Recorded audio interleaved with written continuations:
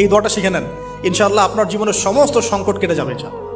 আমি নিজেও এই দোয়াটা বেশি বেশি করার চেষ্টা করি। দোয়াটা হচ্ছে, মুসা আলাইহিস সালাম একটা গাছের নিচে হেলান দিয়ে বসলেন, বসে দেখলেন দুজন মেয়ে দাঁড়িয়ে আছে দূরে, পানি নিতে পারছে না, লোকজন পানি নিয়ে যাচ্ছে, ওরা দাঁড়িয়ে আছে বেচারি। মুসা আলাইহিস সালাম গিয়ে বললেন, কি সমস্যা আপনাদের? তারা বললেন যে আমাদের বাবা অনেক বৃদ্ধ মানুষ, আমরা পানি নিতে পারি না যতক্ষণ না আমাদের কম পানি নিয়ে চলে যায়। তো মুসা আলাইহিস সালাম একটু বললাম না, ফিজিক্যালি খুব স্ট্রং ছিলেন, থাকে না বডি বিল্ডার, সামনে গিয়ে কথা বলে সরো পানি দিতে দাও, তখন মানুষ একটু মূল্যায়ন করে না। তো মুসা আলাইহিস সালাম এভাবে পানি নিয়ে দিলেন এবং বাছুরদেরকে পানি পান করালেন, করিয়ে গাছের নিচে এসে বসে আছেন।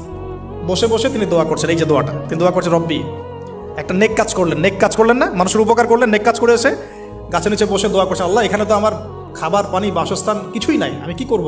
রব্বি ইন্নি লিমা আনজালতা ইলাইয়া মিন খায়রিন ফাকির, রব্বি ইন্নি লিমা আনজালতা ইলাইয়া মিন খায়রিন ফাকির।